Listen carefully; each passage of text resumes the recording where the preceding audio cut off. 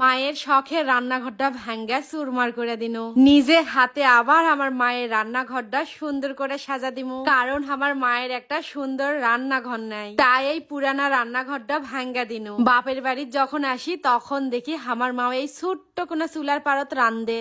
একজন রান্নার বসলে আর একজন সেটি বসা যায় না, তাই আমি নিজে থেকে উদ্যোগ নিছি যে আমার মায়ের এই শখের রান্নাঘরটা ভাঙ্গা নতুন করে বানা দিমু।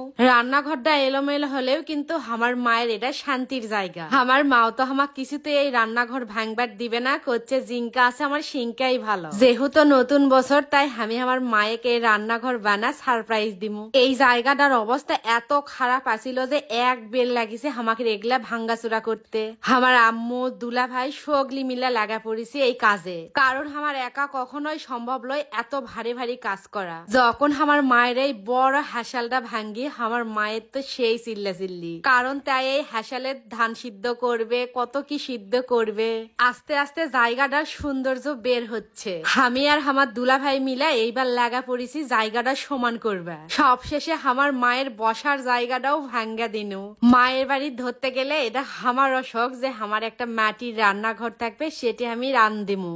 আমরা কিন্তু কোনো মিস্ত্রি লেইনি, লিজেরা মিলাই কাজ করিচ্ছি, কারণ মিস্ত্রি লিবার গেলে অনেক খরচ পড়ে যাবে। তাই দুলা ভাই ভাবি আর আমি মিলা এই উদ্যোগটা লিছি। সব ভাঙ্গাচুরা সমান করে কত সুন্দর লাগিচ্ছে দেখতে। যখন এই জায়গা প্ল্যান করে রান্নাঘর করমু, চার সাইড দা ফুলের গাছ লাগামু, রং করমু, আরো সুন্দর লাগবে দেখতে।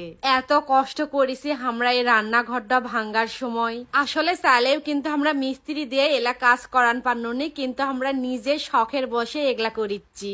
আজকে আপাতত রান্নাঘরটা ভাঙ্গাচুরা সমান করে পানি দিয়ে থুচ্ছি, যাতে মাটিটা নরম হয় আর পরে আমাকে লেপতে সুবিধা হয়। বাপের বাড়ি ভাঙ্গাচুরা দেখা কত মানুষের কত কত শোনা লাগে। আল্লাহ যদি আমাকে সামর্থ্য দেয় আমি আমার মায়ের ছোট্ট ছোট্ট সব স্বপ্ন পূরণ করবো। কেবল তো আমার মায়ের একটা ছোট্ট শখ পূরণ করনো।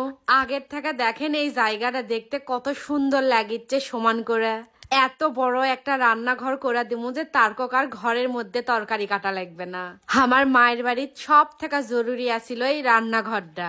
অনেকে কষে যে রান্নাঘর ভালো লয় দেখতে, ছোট্ট কোনা কি অপরিষ্কার, এলা কথা শোনা আমার মায়ের মনটা মেলা খারাপ। তাই আমার মায়ের বুঝাচ্ছি যে স্বপ্নের একটা রান্নাঘর তোমাকে বানা দিচ্ছি, আর কেউ বাজে কথা কওয়া পারবে না। তো এই তো আমার মায়ের পুরানা সেই রান্নাঘরটা। এরপর দেখা পারবেন অন্য ভিডিওতে আমার মায়ের সুন্দর রান্নাঘর।